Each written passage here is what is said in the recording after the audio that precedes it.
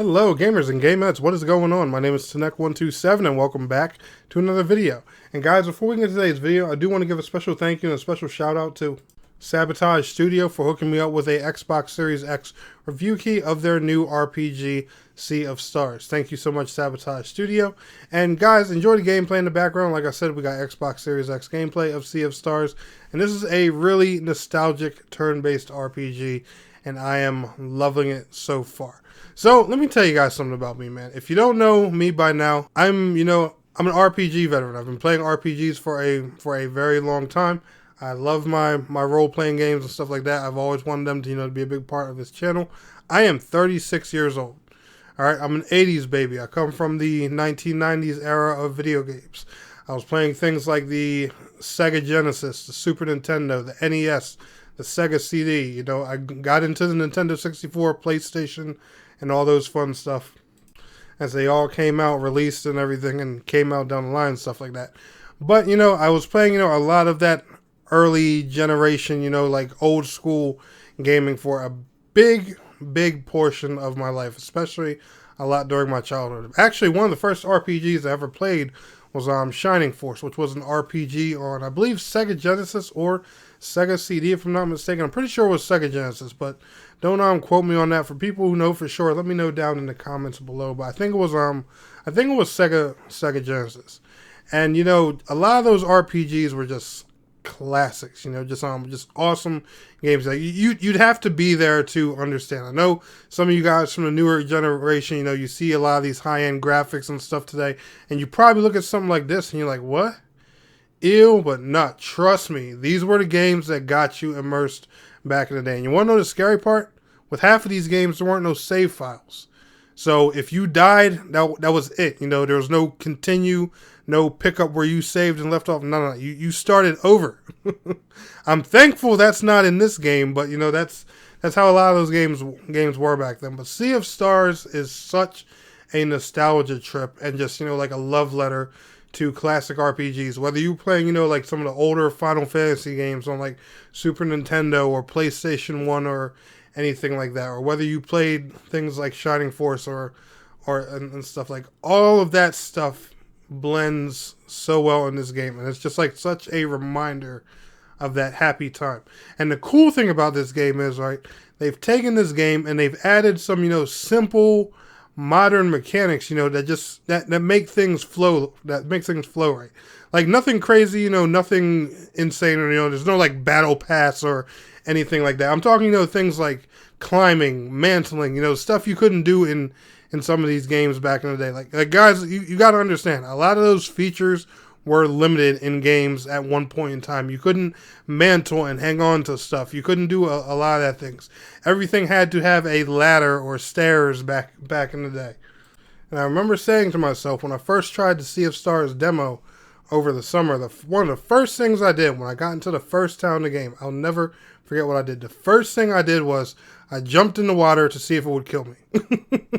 And I kid you guys not, because that's one thing that would also happen in games back in the day. If you got in the water, you'd die, because the consoles, their power and everything was so limited that you didn't really get the opportunity to swim much in games either, because the power of the gaming systems at the time, they just didn't have that oomph, to expand so you could do that features. Water was used more so as something like to cut off the map in older games and stuff like that. When I got on that game and I realized you could swim, you could climb, you could mantle, I was just like, ooh, this is, like a breath of fresh air that, a lot of us old school RPG veterans need it. And I am so happy. Now, Sea of Stars, you can purchase it and play it on pretty much anything. It's available on PC, PlayStation 4, PlayStation 5, Xbox One, Xbox Series X and S, and Nintendo Switch. You can play Sea of Stars on pretty much anything. It has native next-gen versions. It has native last-gen versions. Any console or thing that's out there, that's currently supported, you can play it on. Sorry, you can't get it on like Nintendo 64 or something like that. Even though those older systems could probably run this game just fine. But I'm just saying, it's on all of those platforms. And guys, if you've been looking for a good RPG to sink your teeth into, and some of this new school stuff hasn't done it for you, this is an absolute treat. You can get it for $34.99 out of the stores. If you have the second tier of PlayStation Plus, you can play it for free. If you have Xbox Game Pass, you can play it for free. Sorry, Nintendo and Steam users, there's not really much free options out there for you guys. But the game, trust me guys, it's fully worth the price. I'm not going to get too much into, story spoilers and stuff like that. I'm purposely keeping this first impressions, spoiler free, so I'm not going to talk about the story and anything too much like that. But there is a really good and a really fun story here to be had in the game.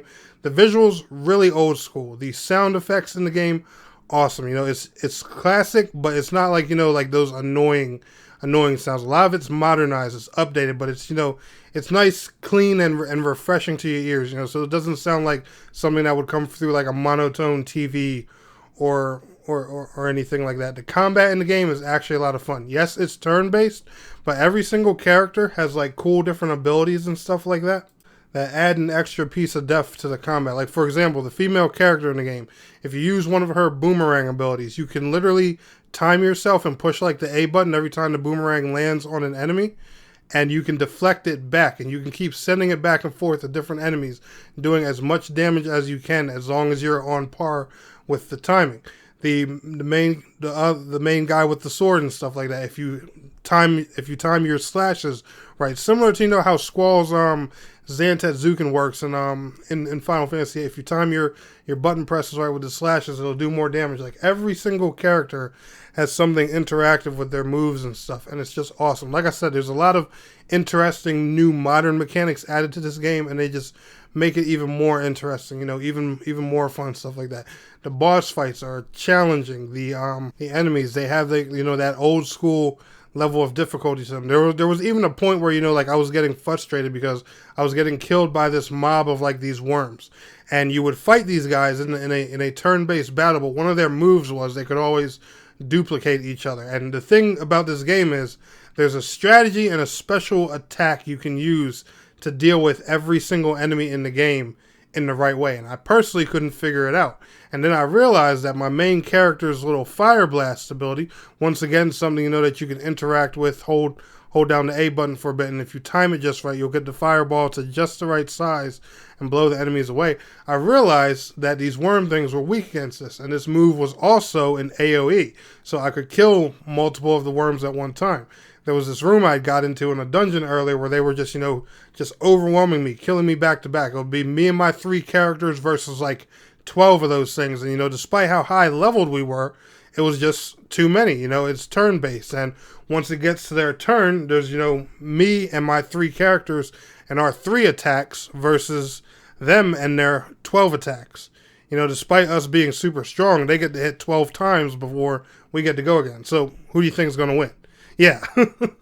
But, like I said, I love how, like every enemy in this game has a different strategy you got to take on with them and stuff like that. There's so many cool and unique challenges with the game. It's unreal. The soundtrack is awesome. It just reminds you of those old school classic RPGs. It has a really dope boss theme that I actually enjoy. And guys, this one's just a ton of fun for people who miss those old school RPGs. I would definitely recommend this one.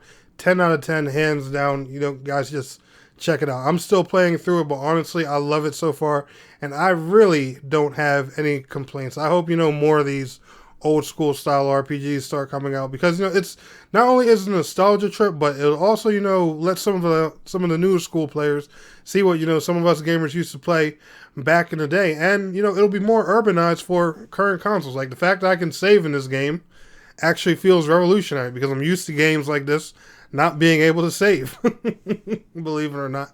But anyway, guys, like I said, Sea of Stars is definitely one I would recommend you check out. You enjoyed this video, smash that like button. I'll see you all in the next one. Peace out. Have a good one.